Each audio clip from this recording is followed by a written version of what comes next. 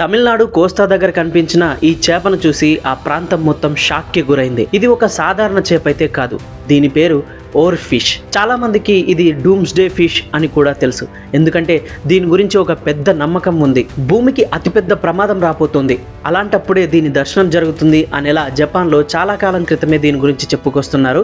ఒక్కోసారి ఇది వచ్చాక సునామీ, ఎర్త్క్వేక్ వచ్చాయని కూడా చెబుతూ ఉంటారు. అందుకే తమిళనాడు ప్రజల్లో కొంచెం భయానక వాతావరణం కనిపిస్తోంది.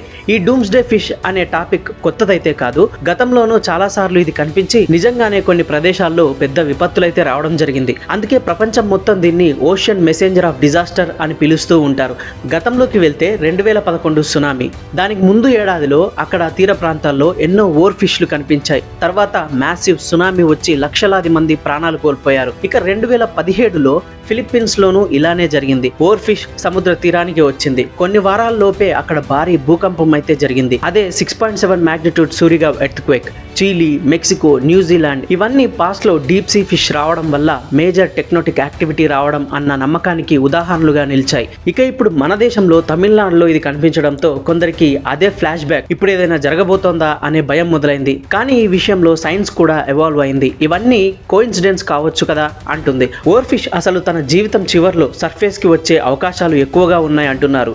అది ఇల్నెస్ వల్లనైనా కావచ్చు, డీప్ సీలో వచ్చే టెంపరేచర్ మార్పుల వల్లైనా కావచ్చు. అంటే అది మృత్యుశకునైతే కాదు, ఒక బయోలాజికల్ క్యూరియాసిటీ మాత్రమే అని ఓషనోగ్రాఫర్స్ చెప్తున్నారు. అయితే మనకు కావాల్సింది జాగ్రత్తలు కాదు, భయము కాదు, నిజాలు.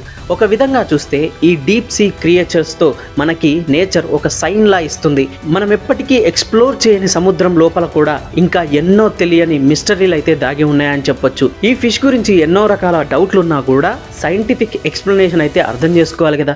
అసలు నిజం ఏంటంటే ఇది డీప్ సీలో ఉండే ఒక అరుదైన చేప. కొన్ని వేల అడుగుల లోపల ఇది ఉంటూ ఉంటుంది. అక్కడ టెంపరేచర్లో వచ్చిన మార్పుల వల్లైనా కావచ్చు, అది బాధపడితేనో లేదా ఇల్నెస్ వల్ల అంటే అనారోగ్యం వల్లనో బయటకి ఫ్లోట్ అయిపోతుంది అంటున్నారు. ఏ సునామీకి కూడా ఇది డైరెక్ట్ సిగ్నల్ అయితే కాదు అని చాలా మంది ఓషన్ సైంటిస్ట్ చెప్పారట. అసలు ఇలాంటి సినిమాటిక్ ఓషన్ క్రియేచర్స్ కనిపించినప్పుడు మన క్యూరియాసిటీ పక్కదారైతే పట్టకూడదు. ఈ డూమ్స్డే ఫిష్ వచ్చినంత మాత్రాన పరిసర ప్రాంతాల్లో ప్రకంపనలు వస్తాయేమో అన్న భయం అయితే పడకూడదు. సైంటిఫిక్ బ్యూటీని అడ్మైర్ చేయాలే కానీ ఫియర్ స్ప్రెడ్ చేయకూడదు.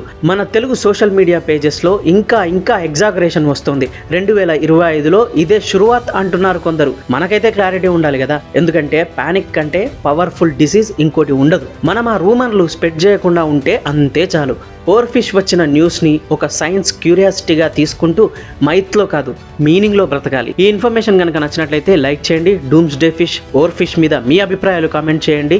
ఇలాంటి మరిన్ని ఇంట్రెస్టింగ్ టాపిక్స్ కోసం సపోర్ట్ చేసి సబ్స్క్రైబ్ చేయండి. Point of Venki please share చేయండి.